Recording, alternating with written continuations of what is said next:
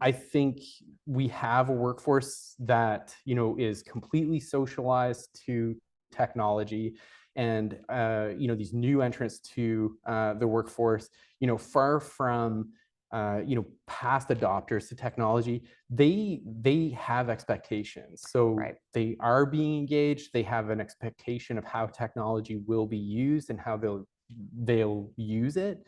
And so, yeah, onboarding a new worker, giving them an email address, access to a sprawling document repository. I'm looking at you, mismanaged SharePoints of the world, right? Everyone's had one. Yes. That's not Yeah. enough. Like, Yep. that's just not enough. Yep.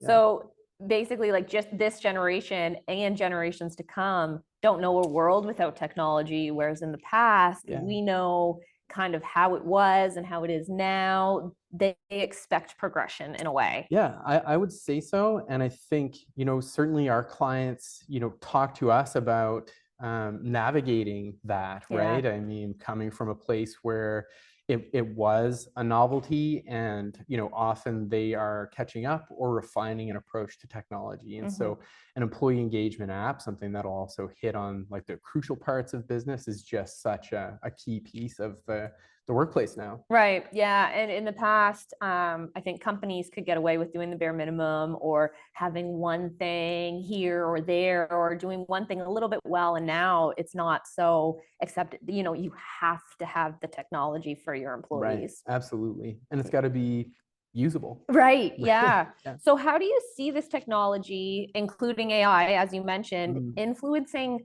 the future of employee engagement? Right. I think that it has and will continue to remove some of the more burdensome aspects Right. of employee engagement.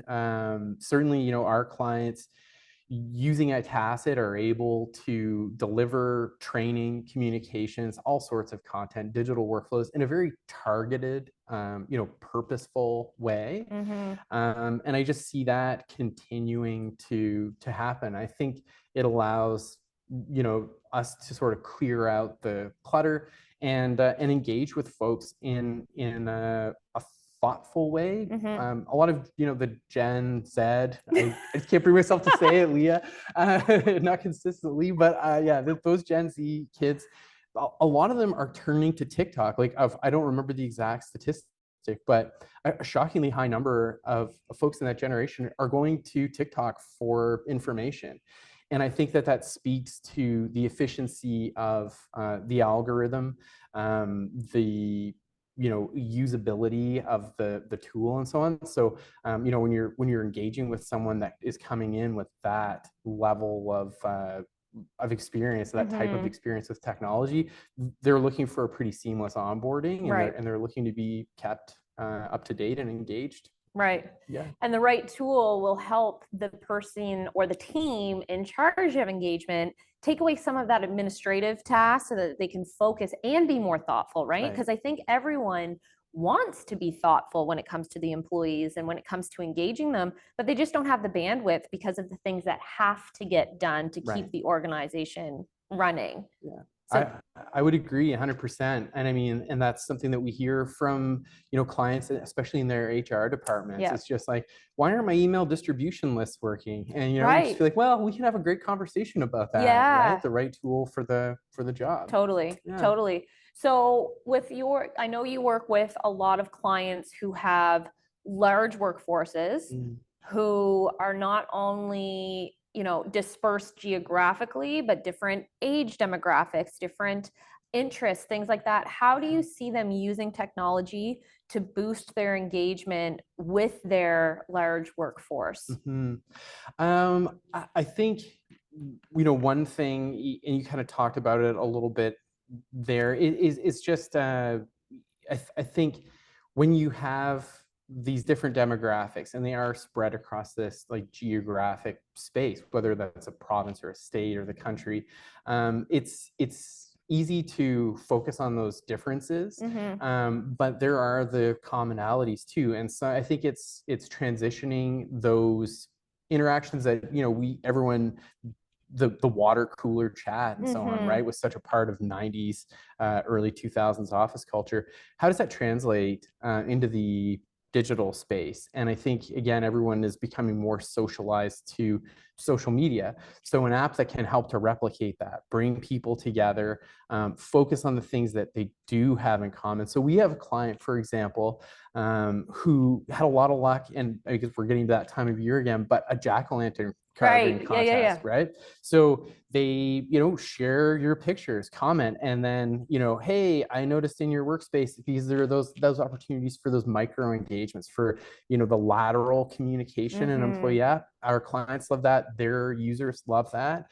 And then you start to bridge that divide, and Right. people, as you said, in different roles, different ages, different offices, different parts of the country, start to find common ground with other members of the company they might not otherwise have ever spoken to. Right, right. I love the jack-o'-lantern idea. Yeah. And it can be used on all different occasions, right? At the beginning of the year, the engagement team could look at the calendar and say, okay, what can we do this month? Like, what can we do this month? What's happening?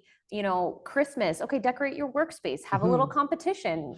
Right. Have even just bragging rights, right? Like, who had the best decorated Christmas tree? Share a picture of your Christmas tree. Right. Share a picture of just anything to get people talking outside of things work related. Absolutely. And I think when you can work that in and have that balance, so the work communications are there, right? And then you can get a little sort of that bonus touch point, or the company initiative, the critical communication maybe brought them there, but then they see this fun social thing. Yep.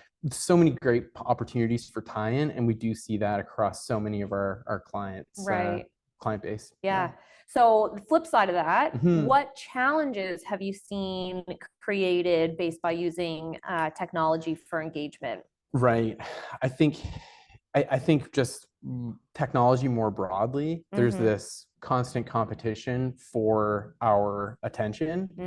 And it's not any different when we're talking about employee engagement. I think it is easy, and I think that example of the email, and I think everyone can relate to the all staff emails rolling in through the day from various corners of the office. Here we've got, if it's oversaturated, even a great tool, if you overdo it on the social, or you overdo it on the work side of things, if you're not grouping, say you're training together, like our clients love the ability to group similar related training together into programs, or targeted posts that maybe cover off a number of things.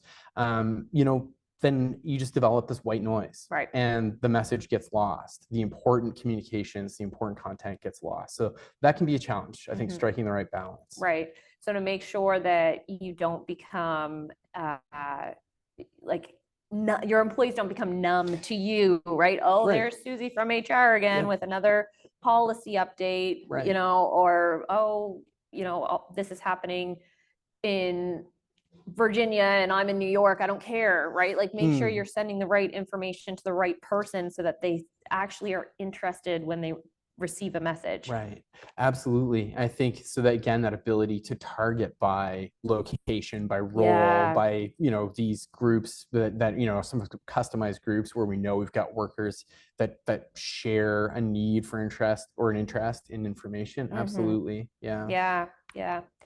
So as this slide says, when employee engagement increases, there is a corresponding increase in employee retention by up to 87%. So I always knew there was a correlation, of course, between engagement and retention.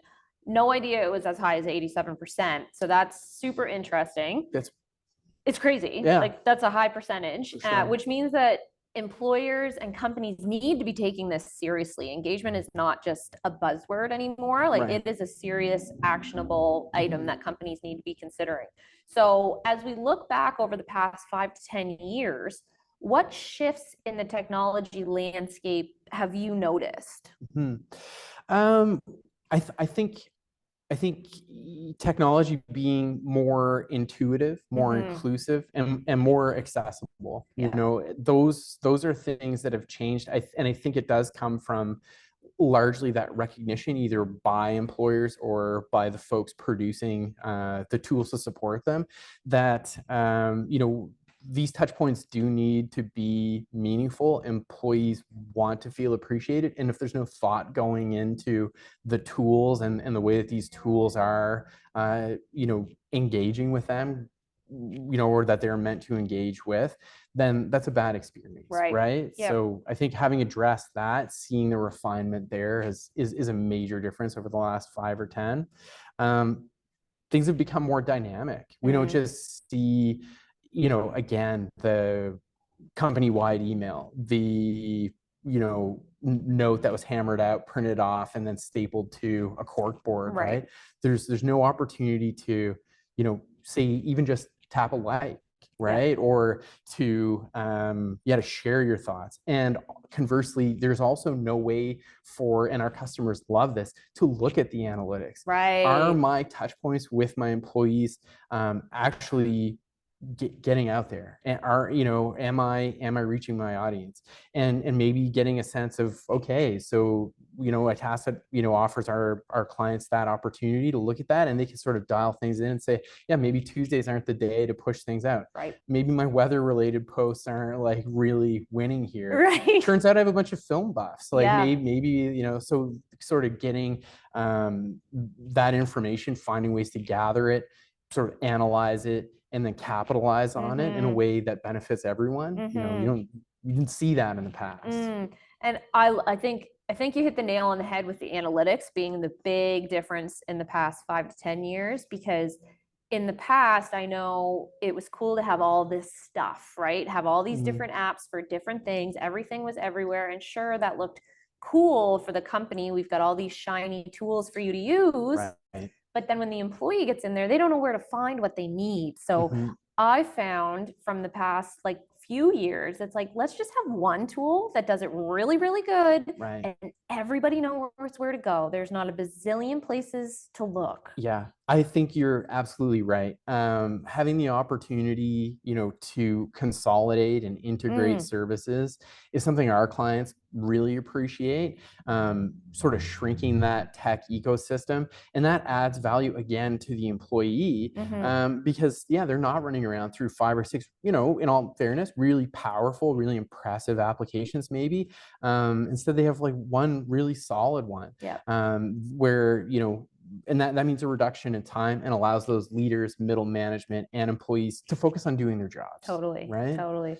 I love what you said about the film buffs too, because not film buffs in particular, but just in general, you can find a niche of your employees, and maybe it doesn't include everybody, but maybe it's 10 of them, and you create a Slack channel for them, or you create a group where they can have their own little group within the big group, depending on their interests. And then as your company grows and you onboard new employees, you can say, look, we've got these little groups that people have interest. Do you want to join one? And then they can make those relationships with those people of our common interest. And having tools, comms tools, survey tools, forms tools, to make an onboarding experience really seamless, for example, that's something that people really appreciate. And to your point, leaders who are engaged, I'm looking at you, and being able to, and folks among our client base, being able to react to those changes, see those changes, and incorporate that in new versions of the onboarding material and so on. And I think that that's something that's really cool about our app too.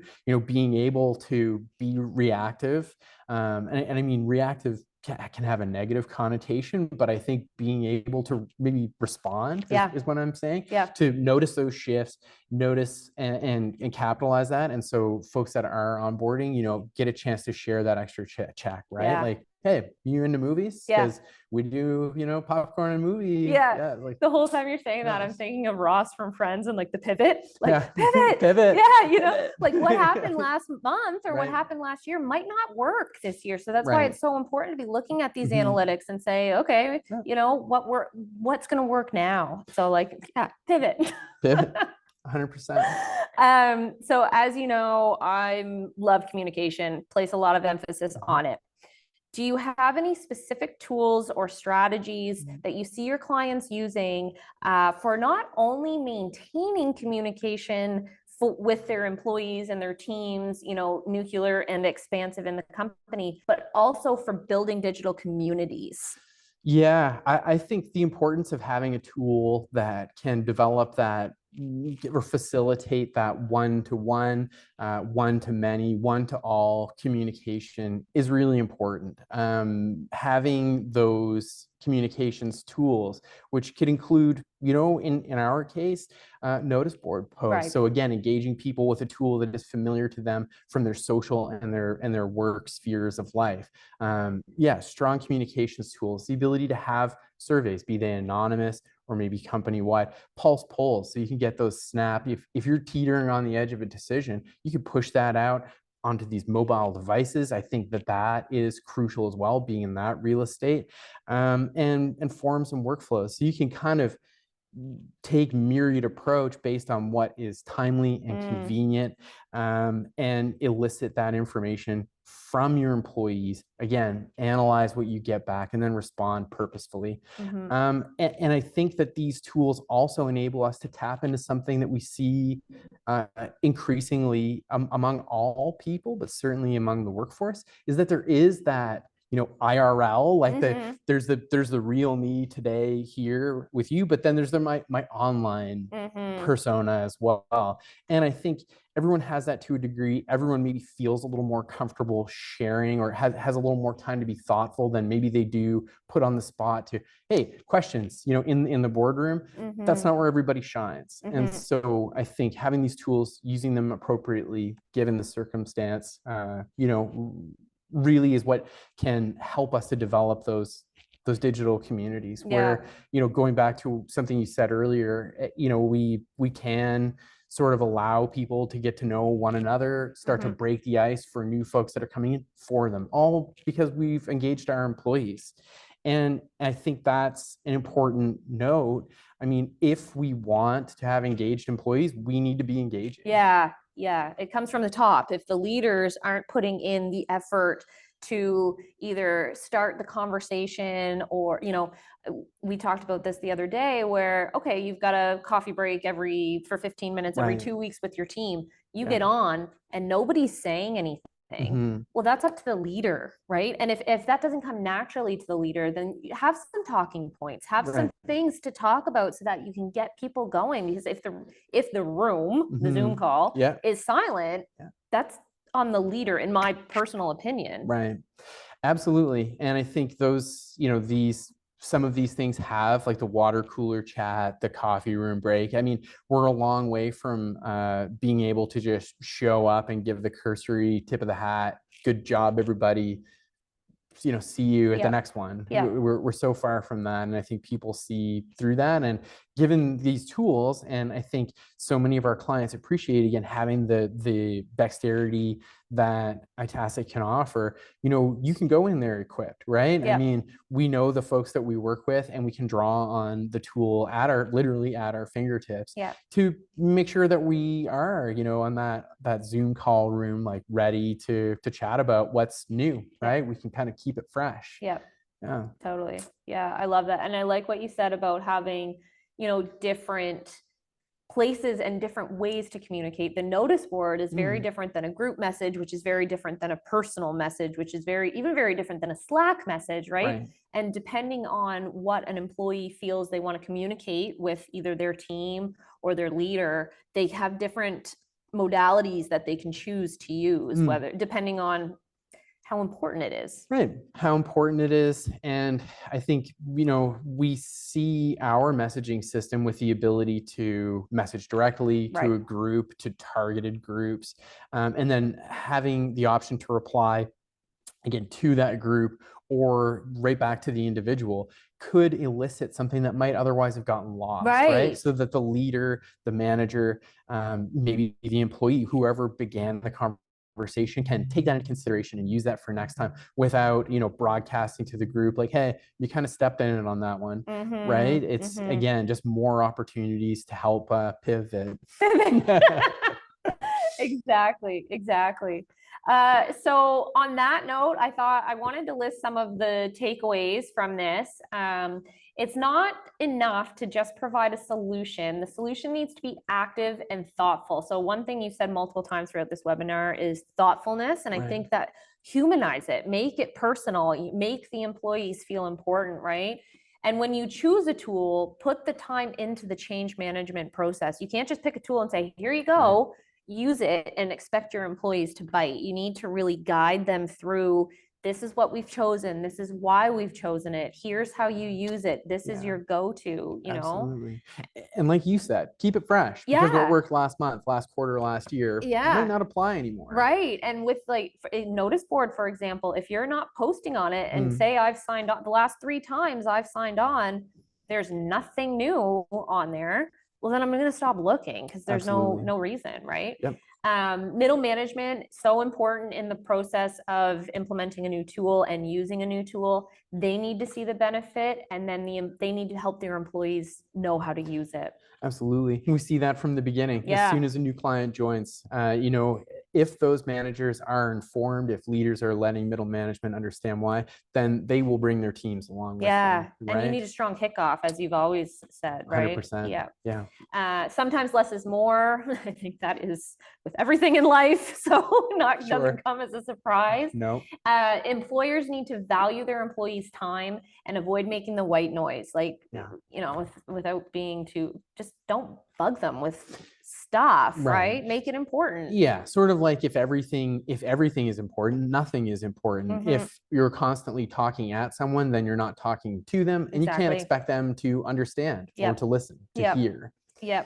And the last one is my favorite, because I honestly think it would wrap this entire webinar in one sentence.